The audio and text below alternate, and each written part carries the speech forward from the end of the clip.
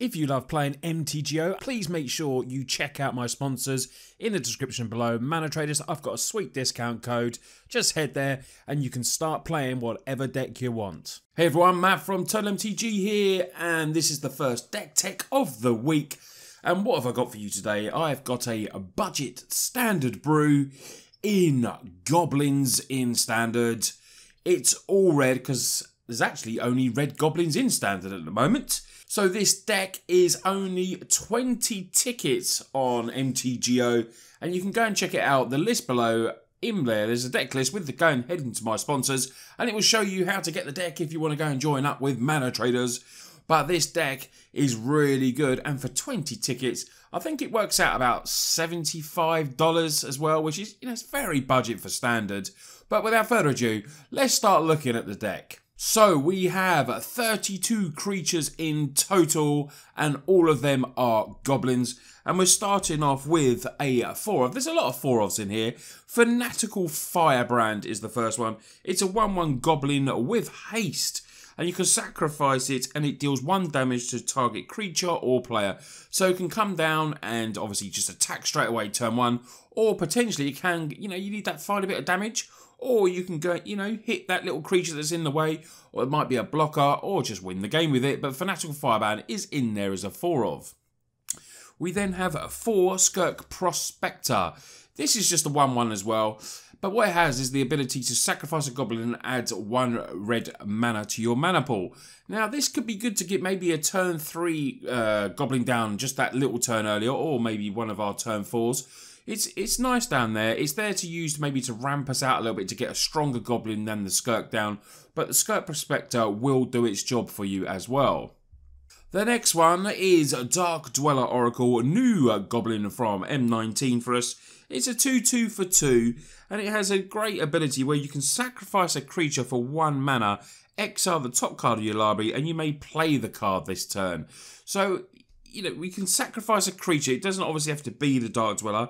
We might have to sacrifice a Fanatical, Skirk, something like that, and get something potentially more powerful in one of our other goblins. So Dark Dweller, it helps us get through, because we don't have, obviously, card draw, as so to speak, in red.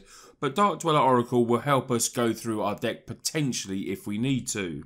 Then we have our Honorary Goblin, which is Metallic Mimic. It just had to be in there because it can make these little goblins just a little bit bigger when they come in. So even just the 1/1s potentially obviously can come in as 2/2s if Mimic is down, because obviously you're going to name goblins with it. So each other creature you control of the chosen type will come in with that additional 1/1 counter on it. So you can just make our goblins just that little bit bigger. But as always, with Metallic Mimic, what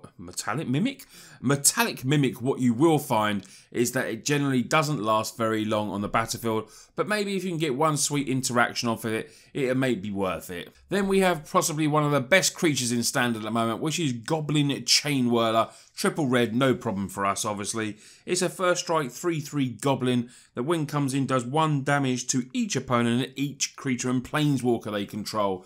Great creature. Really, there's a lot of 1 toughness creatures in the format, so this can come down, ping them, ping a Planeswalker and ping your opponent as well. And we run 4 of these in the main. We then have a 4 of Goblin Warchief. Makes our goblin spells just 1 less to cast.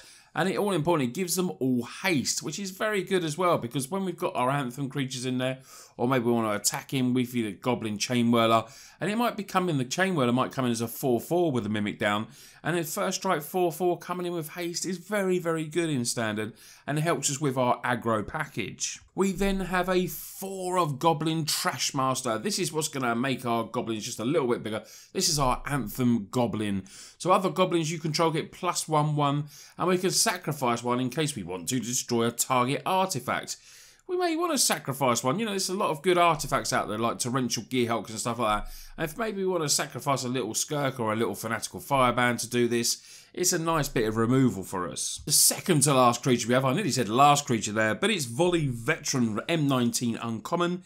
It's a 4/2 for 4, which is great stats, because obviously it can be bigger with the Goblin Trashmaster, potentially the Mimic as well. So it can be a nice big creature for us. And when it enters the battlefield, it deals damage to target creature an opponent controls equal to the number of goblins. So potentially this is going to get rid of the majority of creatures in the format, because hopefully we will have a swarm of goblins on the battlefield. And this is like an extra bit of maybe say unreliable removal in there, but it's still a nice goblin and has nice stats as well. The last creature we have is a 2-of. It's Siege Gang Commander, one of my favourite goblins, and this is back in Standard. It's a 2-2 with the stats for 5, doesn't obviously seem very impressive, but when the commander enters the battlefield, it creates 3 1/1 goblin tokens, which could, you know, be brilliant if Metallic Mimic is on the field. If only with this and Siege Gang, we're going to be making lots of great goblins with this. We get to our spells now. We've just got 6 spells in the main board. We've got a couple of Abrade that does 3 damage to target creature, or it will do 3, obviously destroy an artifact as well. And the last one we have is a 4-of Lightning Strike, potentially to get that last bit of damage through. Or what I've been doing lately is killing a lot of Aetherborn Roseware, just killing those Aetherborns, because the 2-3 with lifelink with death touch is it's a pain. So obviously killing these down early has been good, because I've been coming across a lot of that in the format at the moment. The land base, as you can imagine, being a budget deck, is very simple. We've got a 1-of, a Field of Ruin in there, just a 1-of to try and help us, you know, we might destroy something. Those I always go on about those canters, they're everywhere. And then we've got 4 Sun-Scorched Desert that when enters does 1 damage to target player or Planeswalker, so that's very, very helpful as well. And the rest of the land base is just made up of mountains, 22 lands in total. So let's get on to the sideboard now. So onto the sideboard, we've got 1 creature in there, and it's Guttersnipe. Guttersnipe is back in Standard. Love Guttersnipe. So it's a 2-2 for 3. Whenever you cast an instant or sorcery spell, it deals 2 damage to each opponent. Now in the sideboard, we have a lot more, a lot more spells, because we've only got 6 in the main, but we've got a lot more spells that we can bring in, and potentially Guttersnipe can be really, really good. We have a 3 of them in the sideboard. We then have a couple of Banefire to help us out against awkward control decks. Make this 5 or more, and it can't be countered, dealing X damage. Chandra's Defeat is in there as a 2-of as well. 5 damage to target red creature or red planeswalker. If it's a planeswalker called Chandra, we may discard a card and then we can draw a card. Nice bit of cheap removal for the red creatures there. We then have a 4-of Magma Spray, bit of early removal if we need it. And then we go on to our, we got a couple of artifacts in there. Sentinel Totem to help us with graveyards if we need to, and the ability of it has when it enters, you get to scry 1. And we've got an extra Abrade in there. Sorry, before I get to the other artifact, I forgot about the Abrade. We do have an extra Abrade to help us out with artifacts as well, and a 3 damage to creature. And the last one we have in there is a Sorcerous Spyglass, which is actually like 2 tickets, I think it is. So I think this is one of the most expensive cards in the deck in a sideboard. It was like 2.4 tickets, 2.5 tickets. Sorcerous Spyglass is in there as a 1-of, enters the battlefield, look at the opponent's hand, choose any card name, helps you against planeswalkers, anything like that, anything awkward. It's a nice addition in there to be as a 1-of. So guys, that is my Goblin deck. It's a budget 20 ticket deck.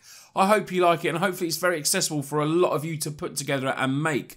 Obviously the Mimics will rotate out soon, but you can't have this deck without the Mimics in there. All in all, I think it's a very, very fun deck and will appeal to people that like playing tribal decks, and obviously especially to those that like playing goblins. It's a speedy aggro deck, and hopefully you'll be able to swarm the board, get down there, pump them up with your Trash Masters and everything like that, and just basically get quick wins. It's just going to be really, really fun for you to play.